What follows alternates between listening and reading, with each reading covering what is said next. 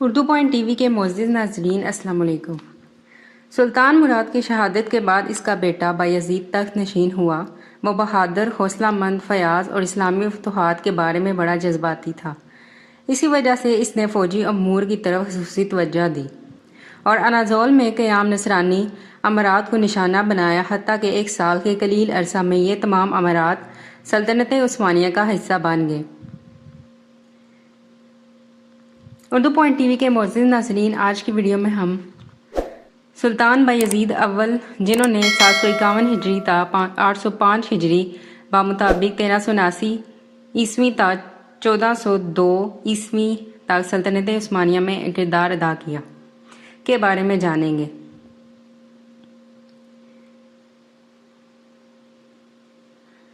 صلیبیہ کے ساتھ بایزید نے دوستانہ تعلقات قائم کرنے کی پالیسی اختیار کی، حالانکہ سرب ہی مسلمانوں کے خلاف بلقانی اتحاد کے قیام کا سبب تھے۔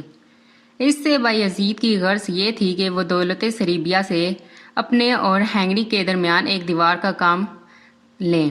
سربوں کے ساتھ احفام و تحفین کے بعد بایزید بڑی برق رفتاری کے ساتھ بلغاریہ کی طرف بڑھا اور اس پر قبضہ کر لیا۔ یہاں کی پوری آبادی نے اپنی گردنیں خم کر دی اور اس کے ساتھ ہی اس کی سیاسی آزادی ہمیشہ کے لیے ختم ہو گئی۔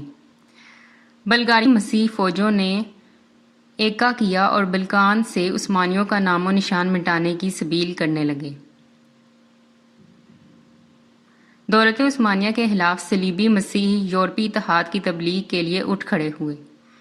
یہ ان اتحادیوں میں سب سے بڑا اتحاد تھا جس کی 14ویں صدی عیسوی میں سلطنت عثمانیہ کو سامنا کرنا پڑا، کیونکہ اس اتحاد میں پہلے کی نسبت زیادہ سلطنتیں شامل تھیں اور اس تمام نے اسلحہ، فوجی ساز و سامان، مال و دولت اور فوجوں کی فراہمی میں ایک دوسرے سے بڑھ چڑھ کر حصہ لیا۔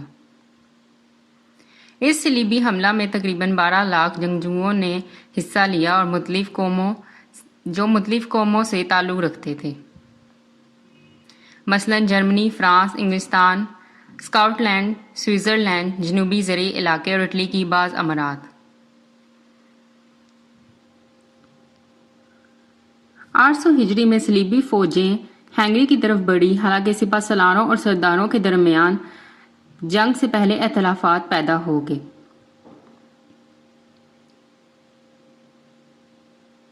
سردار اس بات کو ترجیح دیتے تھے کہ صلیبی لشکر انتظار کرے اور جب عثمانی لشکر حملہ کرے تو وہ تب جنگ شروع کریں، لیکن باقی سپہ سالار اس انتظار کے حق میں نہیں تھے۔ انہوں نے بغیر کسی انتظار کے اپنی فوجوں کو حملے کا حکم دے دیا۔ عثمانی فوجوں کے مقابلے میں کامیابی ہوئی، لیکن بایزید اچانک نمودار ہوئے۔ اس کے ساتھ تقریباً 1 لاکھ سپاہی تھے۔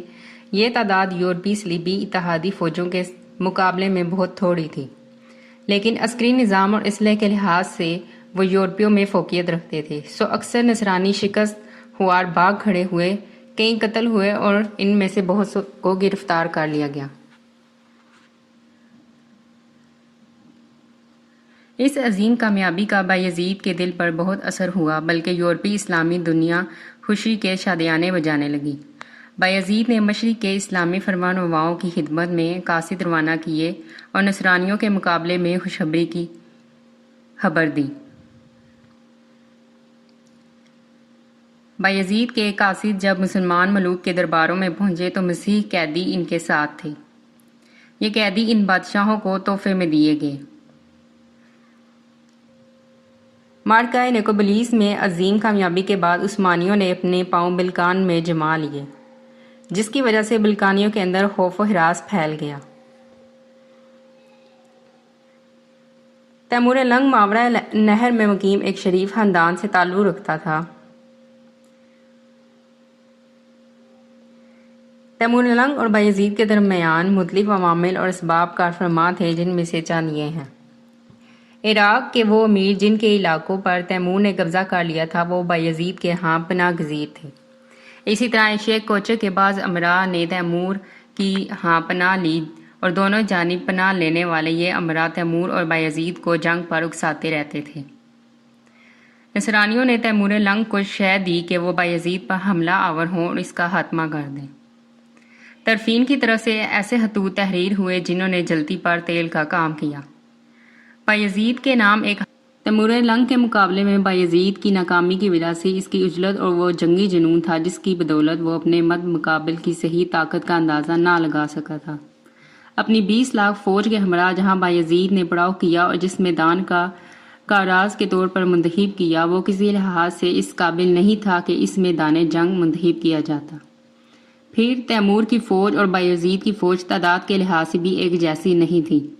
تیمور کی فوج 80,000 جنگجوؤں پر مشتمل تھی، پھر بایزید کے بہت سارے فوجی تو پانی کی عدم دستیابی کی وجہ سے پیاسے ہی مار گئے۔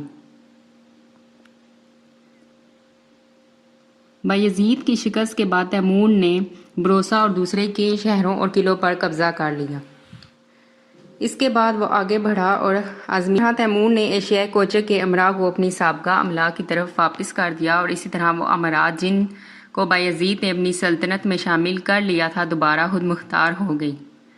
تیمور ایک اور سیاسی چال چلا اور بایزید کے بیٹوں میں پھوٹ ڈال کر تاج و تخت کے لیے ان کو آپس میں لڑا دیا۔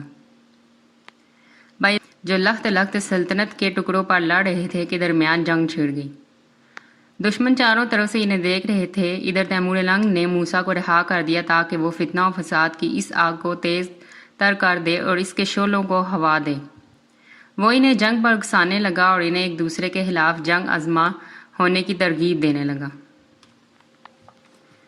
جب خشک و تر سب جل کر راکھ ہو گیا تو تیمور لنگ اپنے لشکر کو لیے آگے بڑھا اور اپنے پیچھے شہروں کو اس حال پر چھوڑ کر کہ وہ سب بری حالت میں ویرانوں کا منظر پیش کر رہے تھے۔